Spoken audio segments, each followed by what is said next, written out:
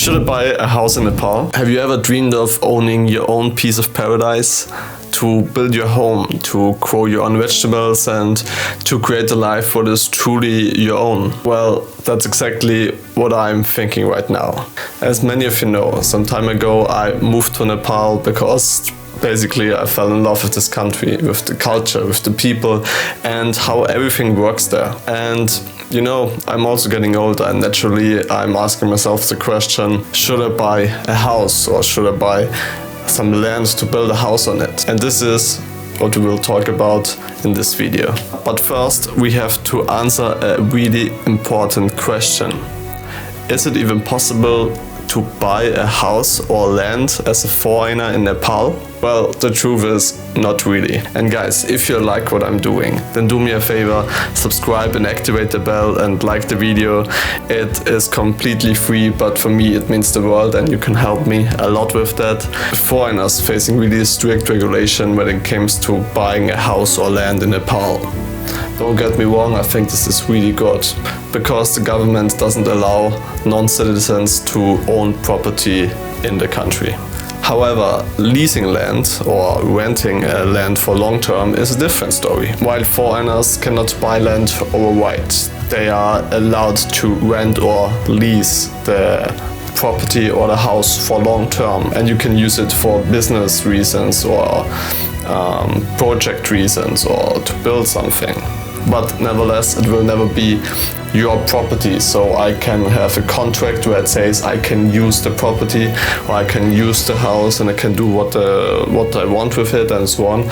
But officially I'm just renting it from a local family or a local person. So these renting terms or these leasing terms can go from really short term, from a couple of months up to 99 years plus. This completely depends on the agreement what you have with the owner of the property. And also the good thing is all the lease arrangements have been officially. So you have to go to the land office and make an official contract or an official letter where it's written, okay, I'm renting this land for 99 years to Toby and he can build and use this land how he wants it and for that I'm paying amount. So all lease or rent arrangements have been officially written down in the land or property office in Nepal.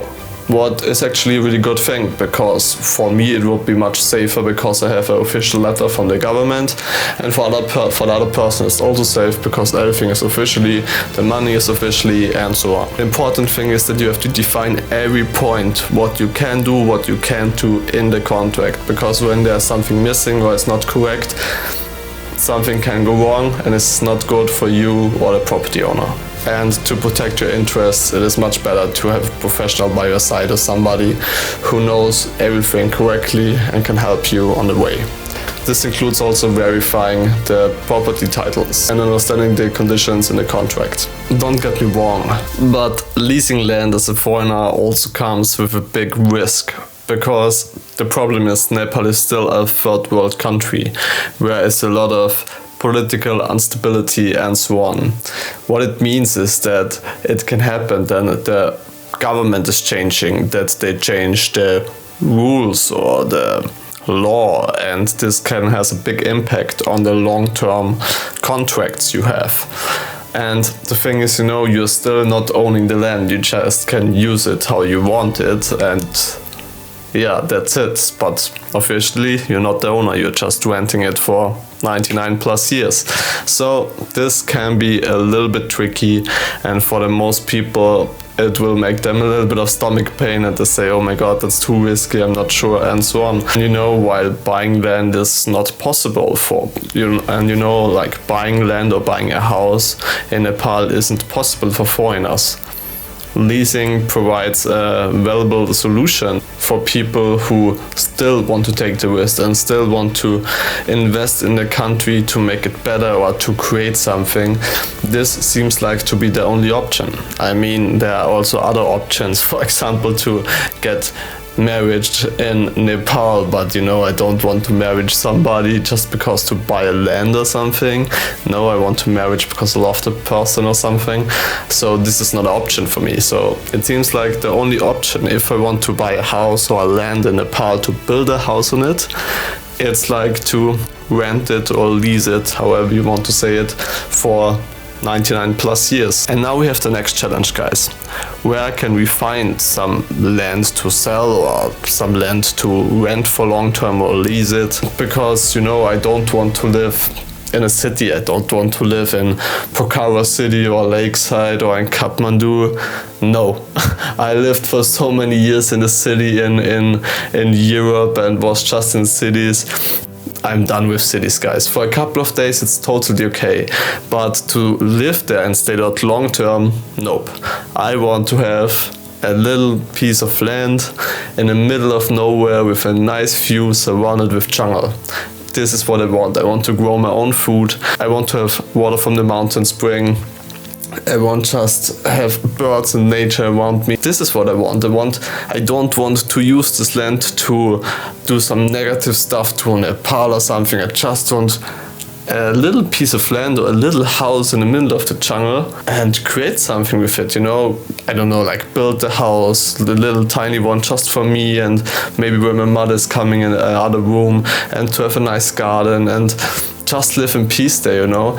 And don't get me wrong, I think what Nepal is doing with the law that foreigners cannot own the things there, it's quite a good thing, you know, because in Bali, for example, it's a little bit different. The people can also not own it like that, but they still can own it. I'm not 100% sure it's different, but it's much easier.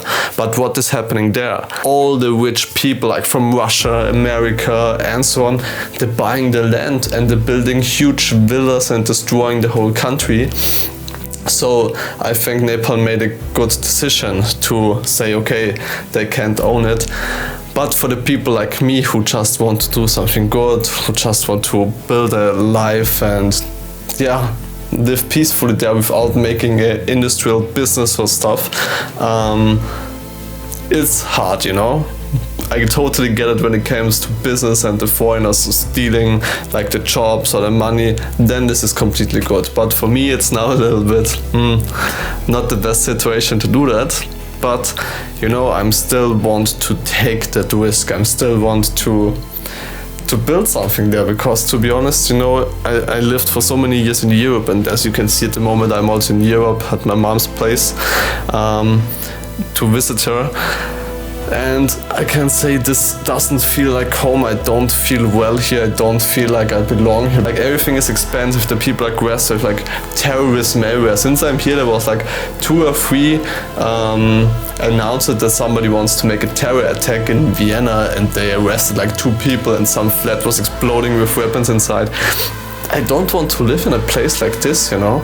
I just want to live in the nature, in the forest, in the jungle, back to the roots, guys, because in the future this is more important than ever. Believe me, there will come a point in time where all our smartphones are useless and everything, and we have to go back to the old knowledge. And this is what I want to learn. I want to learn from, I don't know, my friends like scientists, the farmers, how they grow stuff, how they do things. This old knowledge has so much valuable stuff in it, and we slowly forgetting it. And I want to learn it, you know, that I can use it, that I can grow my own vegetables and so on. And this is the reason why I want to have this land. I want to create my own little place that I can call home, even though I know it will never be 100% mine, but it is still a place where I can create a little place like I want it, you know, grow everything, build what I want. And this is the reason why I'm really thinking about to take that risk and making that agreement to lease for long term. But the other question is, guys, do I already have a land or a house what I want to buy? And the answer is yes. I already found a land next to my friend what I really would love to buy or like rent for long term, because it is next to one of my best friends in Nepal, you know, like he's my brother. We would be neighbors, there are no other people around, it's just us. It would be just us surrounded with jungle, super beautiful. Then we have a little river and a fresh water spring and everything. This would be my dream, and we are already speaking with the family from my friend, and in 2 weeks I'm going back to Nepal, and then we will continue talking and hopefully close the deal that I can rent it and build something there. That would be my dream, guys. So let's hope that everything will go well and that I can rent or buy, however you want to call it, just have a place to build something, that I will have it in the end of this year. It will be my biggest dream and a big goal, and believe me guys, for that I'm working so much.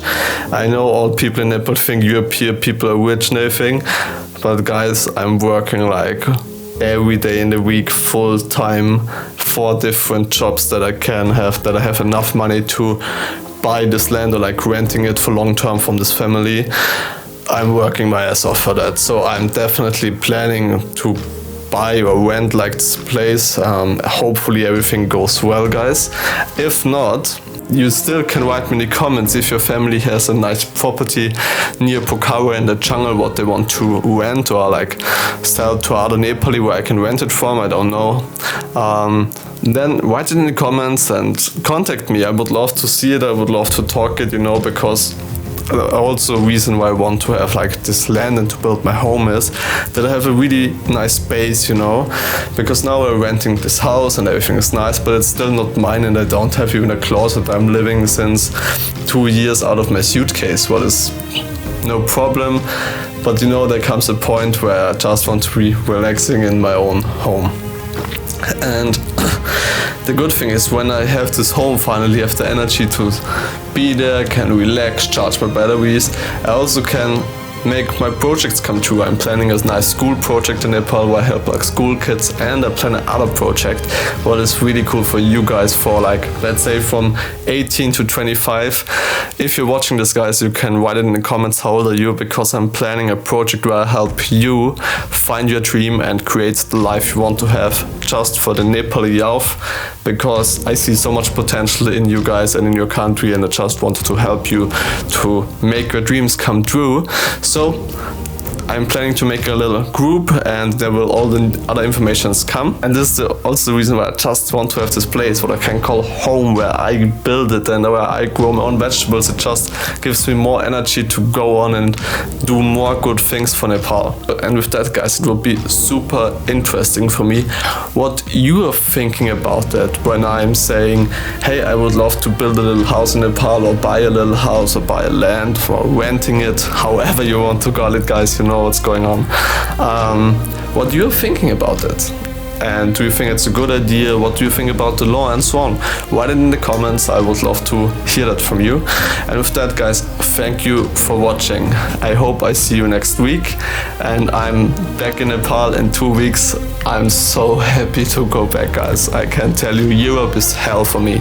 If you like this video, subscribe, activate the bell, like the video, and I hope I see you next week, guys. Thank you for watching.